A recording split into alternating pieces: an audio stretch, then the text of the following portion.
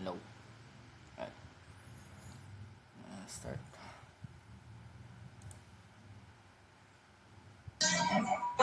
Hello po. Pwede po magtanong? Pwede po magtanong?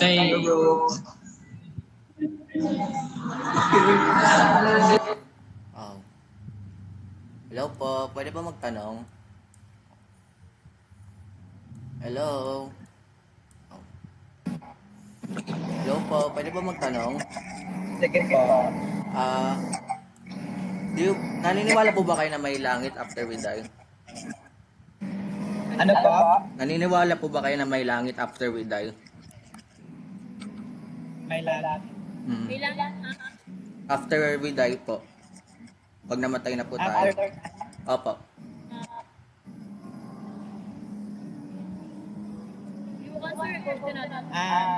I believe langit ito. And I believe may langit after we die. Yeah. Okay. And I believe my answer is I believe. Okay. Okay. Sure. Ayos. Maganda yan.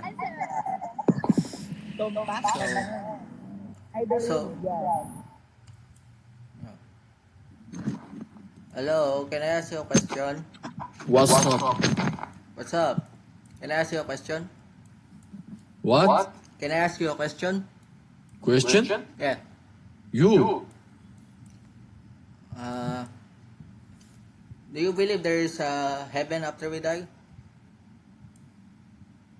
Bilmiyorum. No? Oh. Hello? Pwede po... Ayun, nakakatay. Ayun. kaya ulit Hello po. Pwede po magtanong? Do you believe po ba na may langit after we die? Yes. Yes. So, ibig sabihin po niyan, naniniwala din po kayo na may Diyos. Yes. Okay. Since we know na may Diyos po, importante po sa atin kung paano mamuhay. So, naging mabuting tao na po ba kayo? I think so. Sige po. Have you told a lie? Nagsinungaling na po ba kayo? Many times. Me too. Ako rin. Nagsinungaling na rin po ako. Have you ever used a bad language? Yes. Yes, same din. And have you... Nagalit na po ba kayo or na-disrespect niyo po ba yung someone? Yes. Yes. So, based on those things na nagawa natin na pagkakamali, kung i-judge tayo ni Lord, titignan niya ba tayo as innocent or guilty? I think as innocent. Kasi innocent means you've never done wrong things. So, yan guilty means at least one thing na bad nagawa mo. So, if we're going to base on that, titignan ba tayo ni Lord na guilty or innocent? No, innocent. Guilty. Innocent. You wanna know why? Why do you think so? I want to think. Kasi yung sins is binayaran ni God or ni Jesus. By only Jesus. Yes. That's So, whatever it takes, if you do bad or good, God will see us as innocent. paano natin masasabi na innocent na tayo sa tingin ni Lord? What did we do? Ano yung nagawa natin? What will we do to God? Na para patawarin tayo ni Lord. I think we need to follow Jesus as our Savior. And we need to repent to Jesus. Not to Jesus, but to God. Jesus and God, ano lang yan, same persona lang din yun. Ay, same thing lang din. So, kasi, following Jesus, those are good things. Pero, ang reason, what is the root of following Jesus? So, that's where what He did on the cross comes in. na namatay siya sa krus para mabayaran ng mga kasalanan natin 100%. So, do you think na may tiwala ka na kay Jesus na ginawa niya yun? Yes. And do you think that is the only way para makapunta tayo sa langit? Yes. Oh, that's good. That's good. If Jesus takes na yung lahat ng kasalanan natin 100%, ilan na lang matitira sa atin? 0. 0. If that is the solution, saan na tayo mapupunta?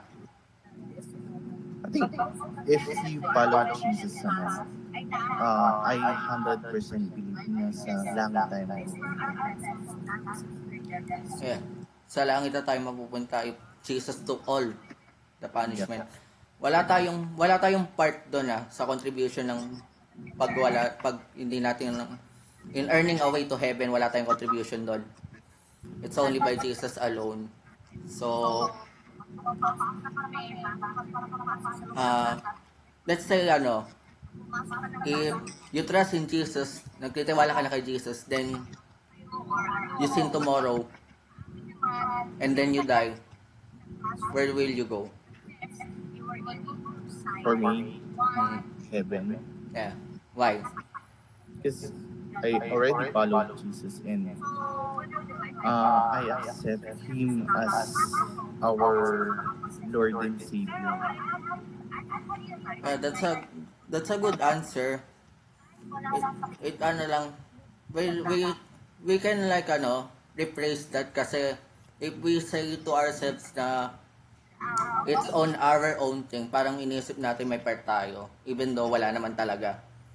So, if we're going to replace that, it's only because of what He did. Yun yung much better answer. So, ano po? Kaya po. So, ganun, if we're going to replace, yun yung mas magandang sabihin natin. So, ganun din yung sasabihin natin na if we stand before God and tinanong tayo ni God na why should I enter you into heaven, mas maganda na sabihin natin it's only because of what He did for us, not on our own. So, I want you to rephrase that answer as always. Kasi, di ba sabi sa Bible verse, Ephesians 2:8, verse 9, ito yan, for by grace we have been saved through faith, and this is not on your own doing. So, walang works na contribution. It's only a gift of God, not a result of works, so that no one may boast. And good things are just a way to say thank you for what Jesus has done. So, ayan, that's what I'm going to suggest to you na if we're going to heaven, it's only by Him, what He did. Gets po? So, matagal na po kayong believer. You're going to church then. That's good. And are they teaching the same thing? Na Jesus is the only way to get to heaven. That's good. Kasi if their teaching is Jesus plus other things, na parang requirement yung other things, na pagpunta sa church is a requirement, doing Bible study is a requirement to get to heaven, that's not good. So, it's only by Jesus. So, if that church is teaching the same thing, that's good. So, I appreciate that. How long have you been a believer po? I think since 2017, I guess. Wow, tagal na rin. Tagal na rin, praise God for that. So, yeah. So, checking question na lang ulit. If God is ask you na why should I not let you and why should not I send you to hell? Bakit hindi kita papupuntahin sa impyerno? Ano sasabihin mo? I don't know the answer yet. It's the same thing as the last one na why should I let you enter to heaven? That's the same thing. It's only because of Jesus. Yep. And I want you to like share this gospel also to other people. Kasi sa tingin mo, pag tinanong mo sila kung ano yung way nila pagpunta sa langit, anong sa tingin mo magiging sagot nila madalas? Kasi nag-church sila. That's a good thing, pero that's not the way, right? Kung ganun yung sagot nila, saan sila mapupunta? Sa heaven. Yeah. And same thing din, same scenario, pero yung trust nila is on two things. Jesus and their good works. Sa tingin mo, heaven or hell? Heaven. Kasi we must put our trust only in Jesus 100%. So if ganun yung scenario, 50% on Jesus, 50% on works. They're not fully trusting in Jesus alone. So kung ganun yung scenario, saan mapupunta? Hell, I guess. Yeah, it's hell. So if we're going to share this gospel to other people, dapat yun yung i-point out natin sa kanila na it's only Jesus. 100% trust in Him alone. Have you like have you like evangelized na before? Yep, before. Yeah. So, if you're going to evangelize again, Lord willing, dapat ganun yung ipo-point out natin every time na it's only Jesus. And it's great to meet you na you're already believing in Jesus Christ. It's rare to meet those kind of people. And what's your name, Kuya? Jonas. Jonas. Oh, wow, biblical name ha. Ikaw yung nakain ng malaking isda. Follow Jesus. Mark. Nice to meet you po. If we're going to like, I recommend you to follow these socials po. Member po kasi ako ng needgod.net if you heard of that. So, we're gonna recommend you to follow that, and yung pinaka main owner ng channel na yan, they're also teaching the same thing na it's only by Jesus para makapunta tayo sa langit. And also, that's it. May tanong ka po ba, Kuya? May tanong ka pa po? Pray. Pray? Pray mo ako. Pray? Pag-pray. Sige, sure. May prayer request po ba? Studies. Oh, studies. You're currently studying po? Studying po. Anong study po yan? School. Okay. Program lang. Like, college na po ba or not? College na. Same. Sige. Sino magpa-pray? Kayo po? Ako na. Sige po. I'll pray for you.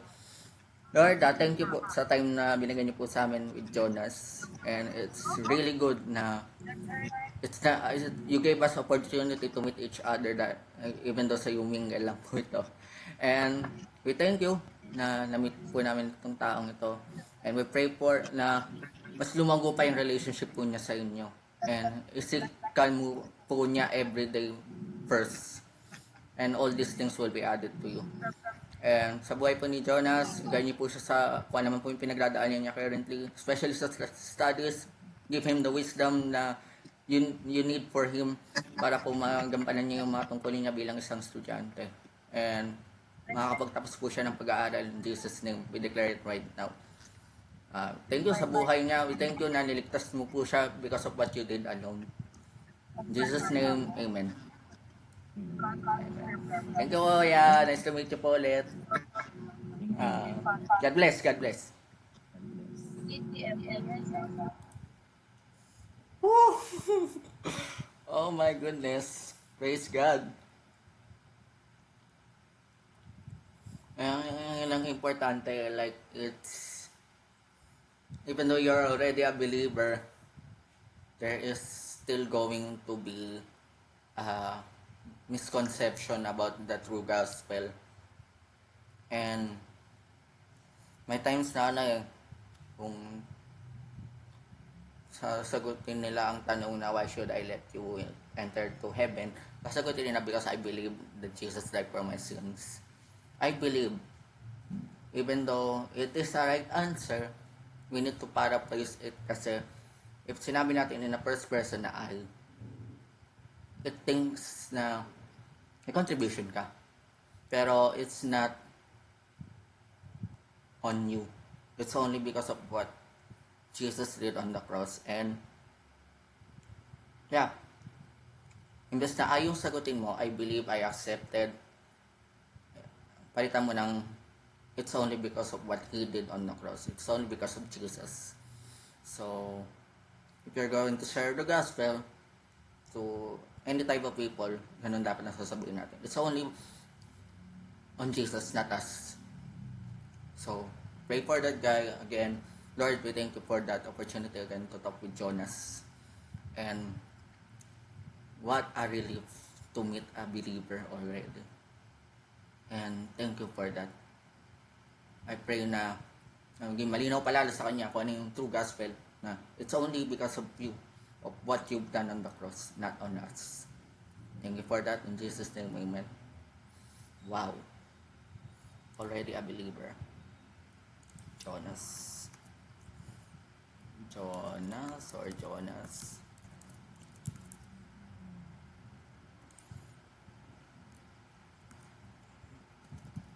Already a believer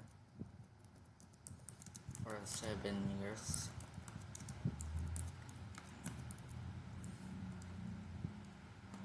And I checked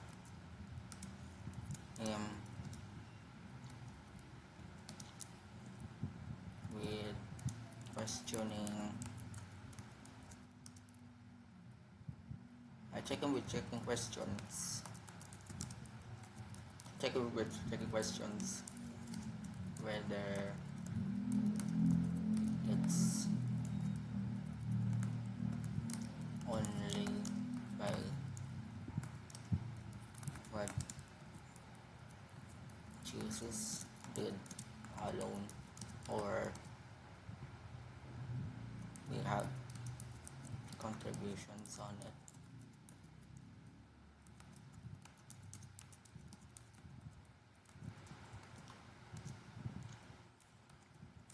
Preparing to question, mainly it's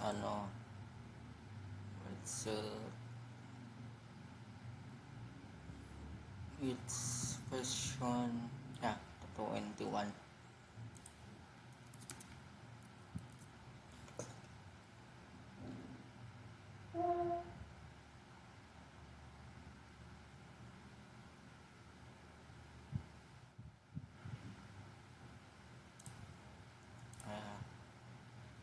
No! Ba yan?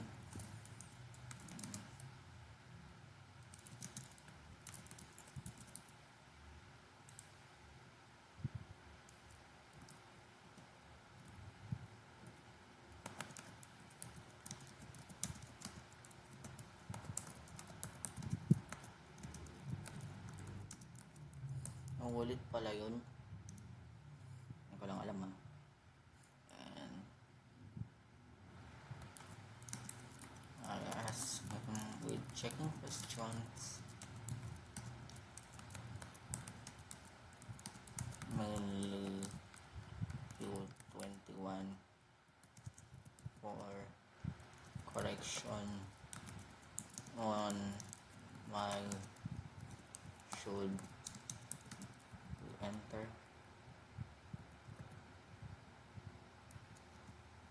event. Oops. My goodness. Meron talaga pag laptop.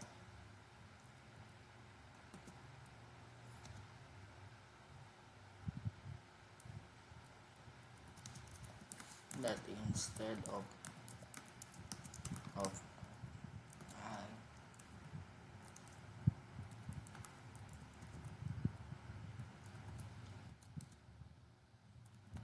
it's Jesus alone.